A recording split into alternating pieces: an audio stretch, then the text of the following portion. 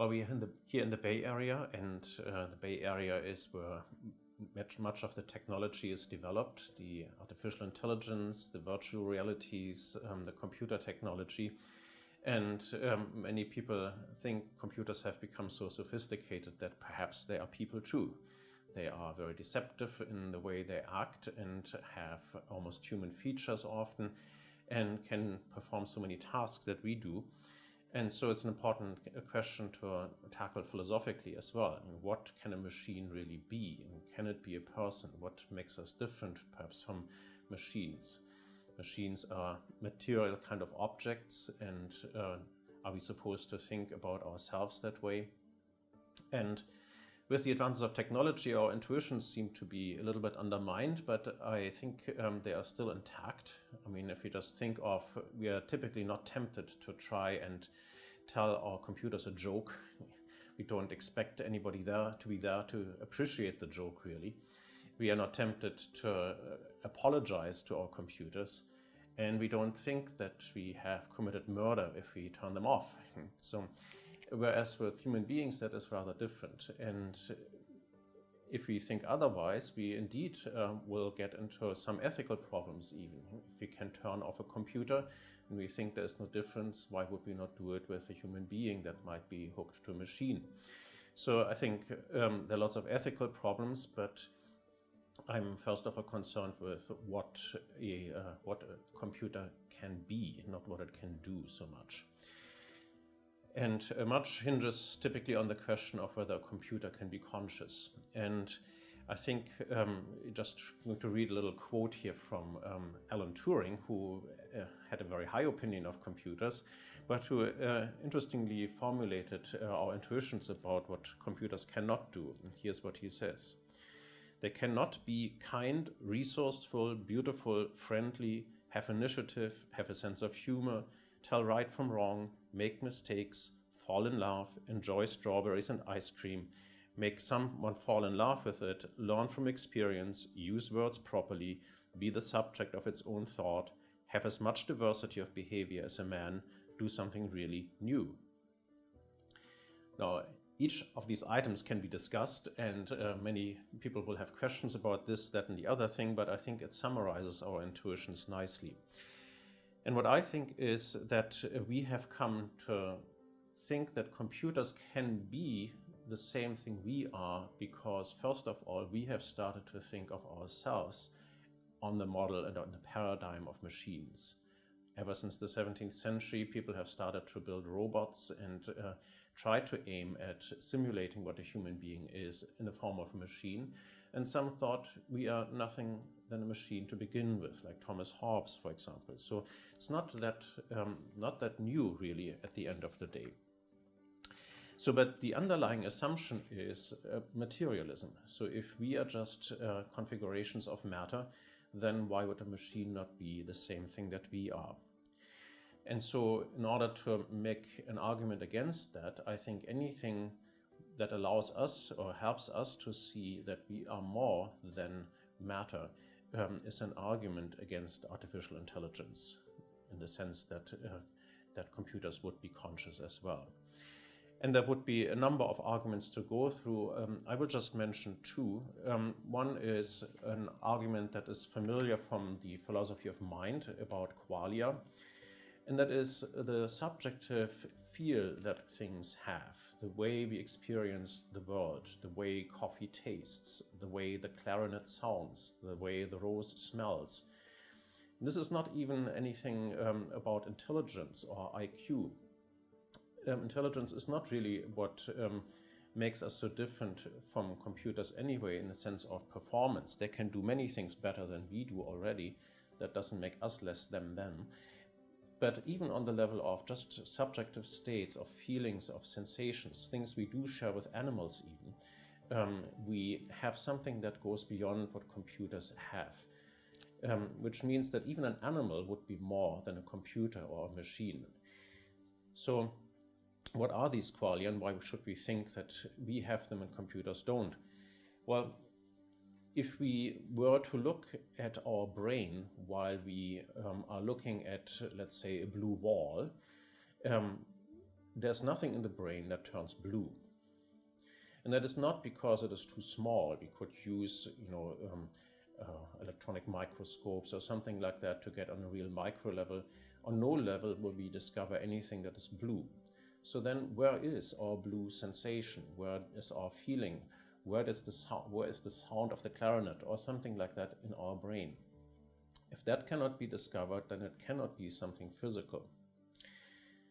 And so even our sensations are more than just something physical. And insofar as nobody would claim that there is more to a computer than material states, we have no reason to assume that they exist in computers. That also, there are other features of consciousness that are like it. So for example, the way we are aware of things has a kind of a unified sense to it. We are always aware of many things at once. And yet this is all in one state of consciousness. What unifies that? What unifies the many disparate kind of items in our mind? There's again nothing in the brain that corresponds to that. The brain consists out of many neurons that are firing, they're doing different things, they're discrete, the states themselves are discrete. What unifies the brain? Even if they're firing in patterns, that pattern is not something for the brain, but only for the observer.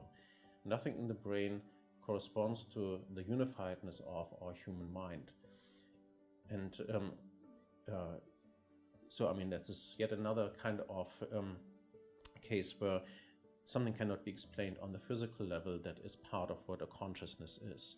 And the same would yet be true in a computer where you have many microchips and gates and things like that do their own thing in discrete kind of ways. Nothing corresponds to anything that is unified in that sense. Intentionality is a feature of our mind that is yet again different from anything that is material. Material states interact causally. So we can take the good old model of billiard balls going over the table and hitting each other. And so billiard ball A hits billiard ball B, hits billiard ball C. There's a kind of a causal sequence that we have that way across time. The interesting thing is that one billiard ball is not aware of the other billiard ball bumping into it. But we are aware of things, light waves hitting our retina, for example, or things touching us. We are aware of the objects that physically affect us. And that awareness, interestingly, is the reverse of the causal process. It is causally upstream, as people say. That is, has the opposite directionality of physical causality. And so our awareness is itself something that is exactly not physical in that sense. There's nothing physically corresponding to that. So I would be aware of the billiard ball that is bumping into me, and that is causally upstream. And that is underlying a number of features, including even our feelings. So even if we love someone, we direct our attention or intentionality or feelings at someone. And so we wouldn't expect that from matter. So we wouldn't expect chunks of matter falling in love with each other or something of that sort. It is also whenever we mean something, especially in language, our language is derivative from the ability to mean something by our words.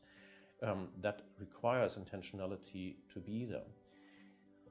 All of which would mean that the computer would not do that. The computer doesn't literally mean something, even if it spits out a string of words. A computer cannot fall in love with anybody. A computer cannot literally actually try to do something. We talk about computers that way. They are taking something to be the case. They're trying to adjust something. They seem to respond to keystrokes or something in an intentional way, and yet that is just our interpretation of that.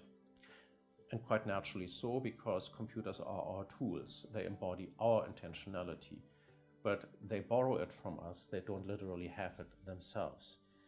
And so that would be one more way in which persons like us are more than computers, and computers are in some way parasitic on what we are, and we interpret them in certain ways, but that is still derivative from us they are not these kind of things in themselves. So we talk about computers in the way that they are seeking something, they are searching for something, they are monitoring something, but these are all borrowed expressions of our human intentionality. And our human intentionality, interestingly, affects our whole body. It sort of spreads through our body. If I'm touching something with my hand, my intentionality is embodied in that hand. And so it is something that is not just in my brain, it is not even just something in my mind, it is literally embodied. It spreads over my body, as Raymond Tallis says, like a blush. And interestingly, that is something that computers don't do. Computers don't blush. They don't embody any kind of intentionality. They don't literally actually have a body, certainly not a living body. And so we do that and physically embody that. Certainly simulated realities will do things like it. They will make the computer appear as if it has a body and make it lifelike, and certainly science fiction movies will portray things that way.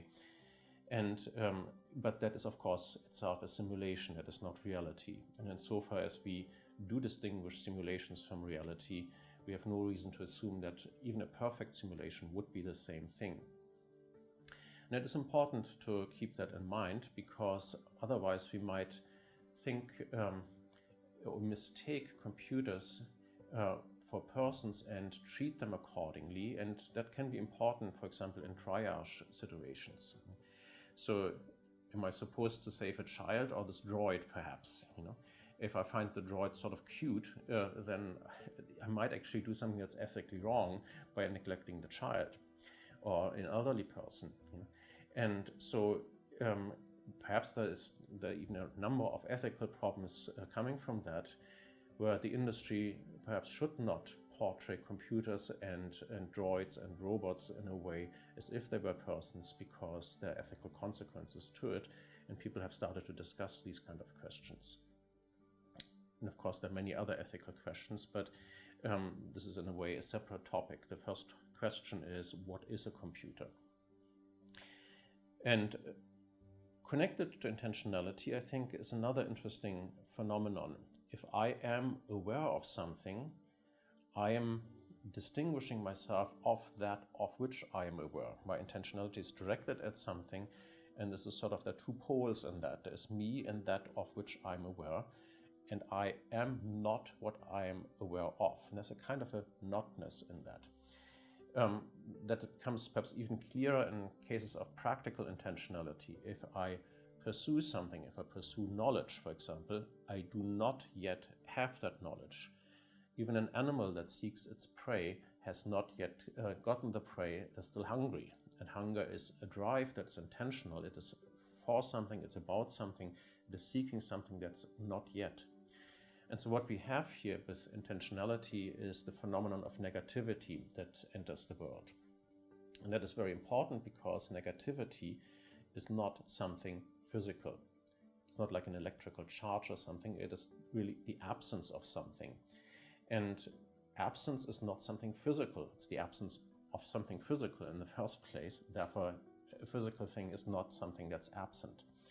So where do we get this from if all reality is physical? Negativity cannot be explained that way. It's interesting that in mathematics we say that that minus times minus makes plus. Two negatives make a positive. But we don't say the opposite. Two positives don't make a negative. There's no way of combining positives that lead to something negative. So just making more physical kind of configurations will never lead us to the negativity that's implied in intentional states. And so again, that is not something we would expect in physical configurations like a machine or computer.